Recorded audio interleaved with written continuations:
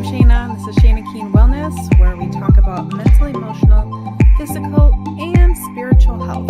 Glad you're here.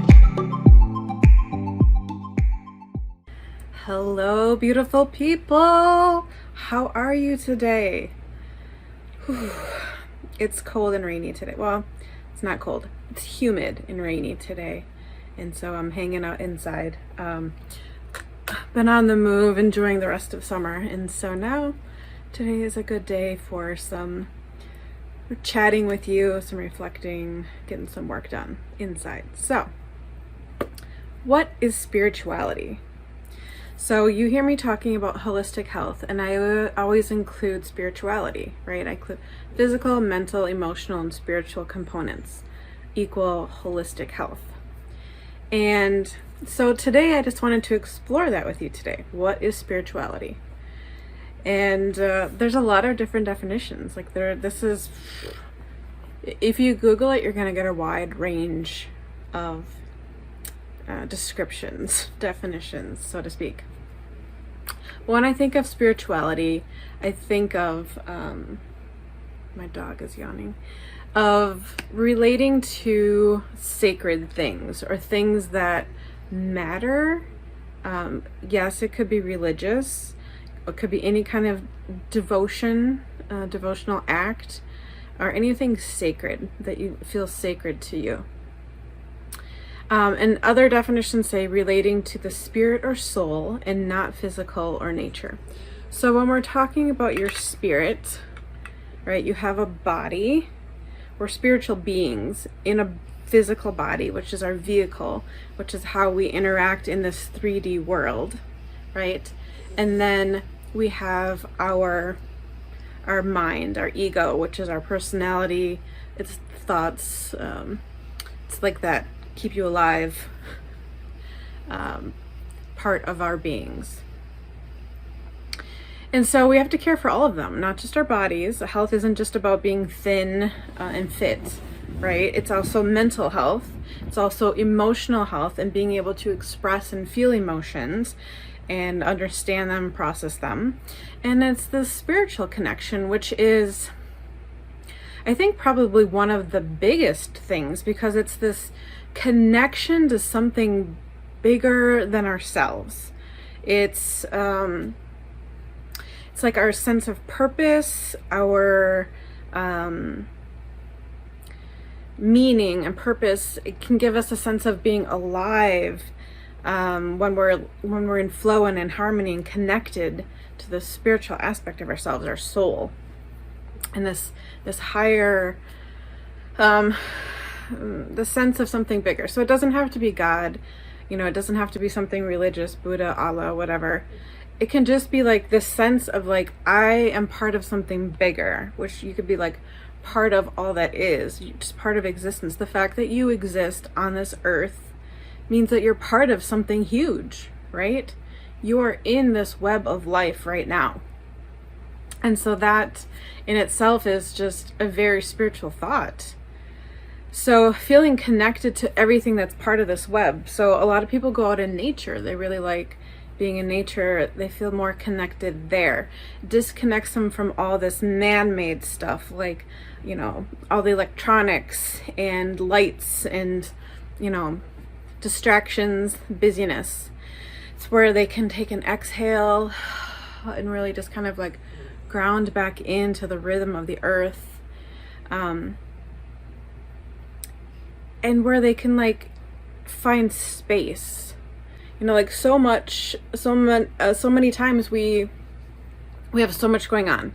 Now imagine if you're building a fire and you have like all these logs and all this kindling like just packed in there. There's no room for the air to allow the fire to burn. The fire will just smother and burn out. But if you have space between the logs as you're building the fire, that space allows air to circulate. That space allows the fire to burn.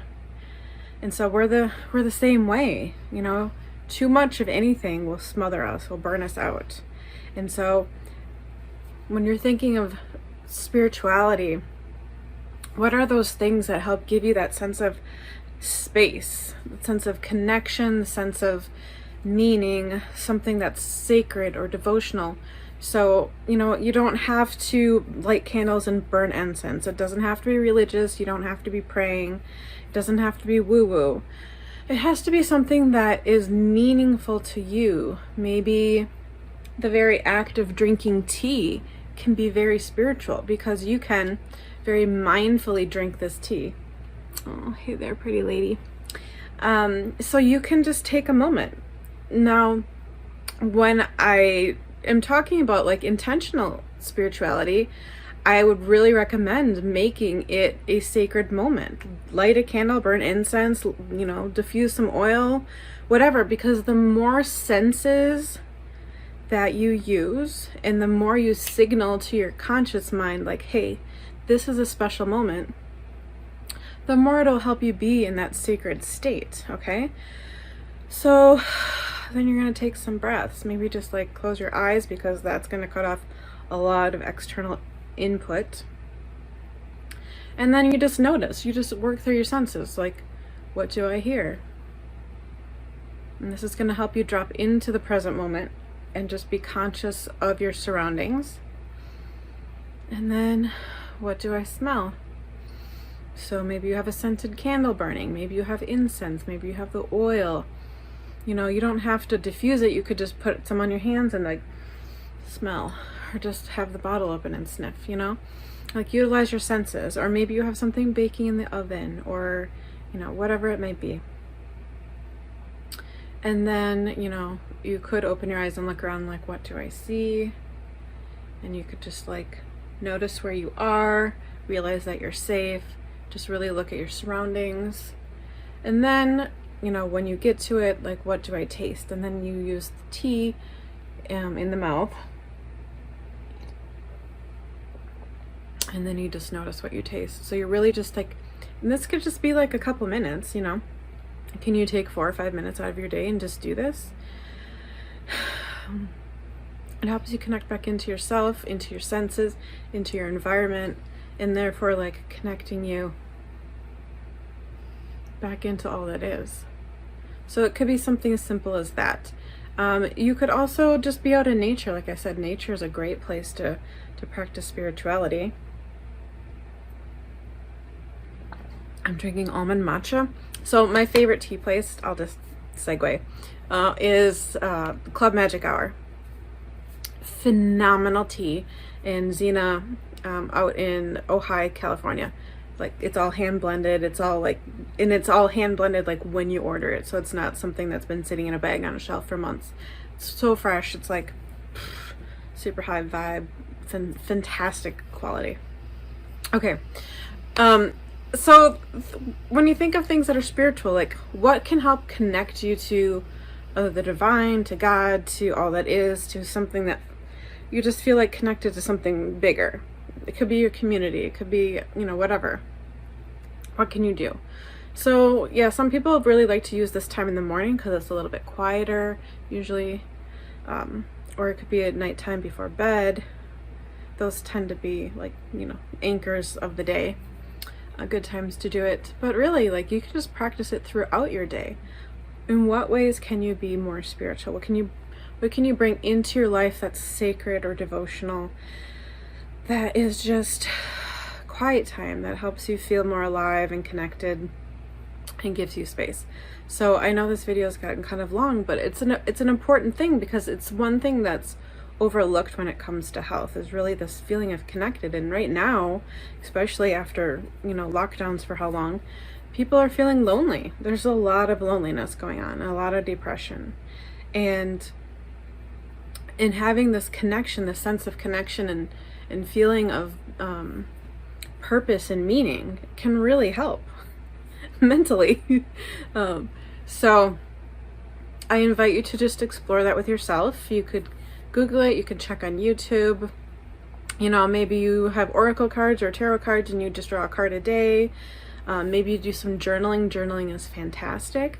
You could do simple prompts, like you could start with a question, or you could start with just an I statement, like, today I am, I desire, I want, I notice, You know, you could just start with I statements.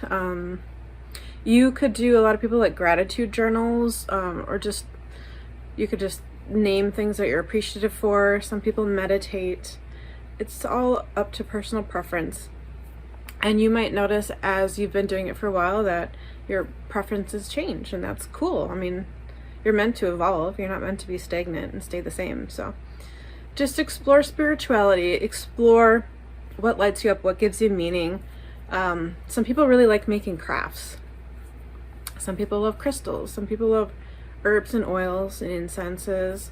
And maybe you make your own, and maybe like that time and that devotion that you put into making these things is your spiritual time. So, you know, don't pigeonhole it like, oh, I have to be on the ground praying and meditating. I'm like, it can be so much better. It can be so much better than that. It doesn't have to be that.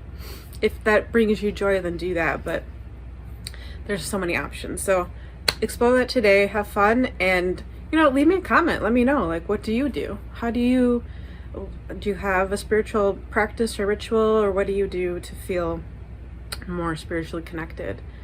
All right. That's it for now. Be well, everyone. And I'll see you later. Bye.